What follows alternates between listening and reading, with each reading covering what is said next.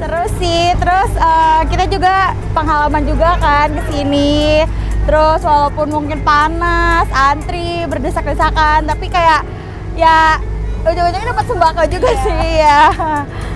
Semakin lebih maju lagi, terus sukses.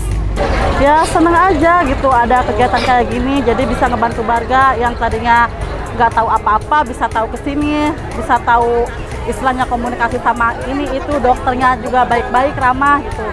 Ya pokoknya seneng lah.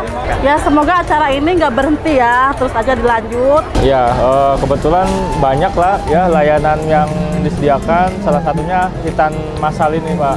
Harapannya bisa lebih meningkatkan lagi ya kualitas kinerja Kapolri.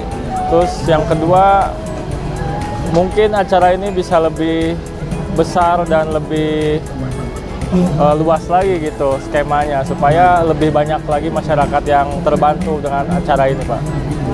Kalau untuk hari ini kebetulan saya antar adik ipar dalam rangka sunat masal.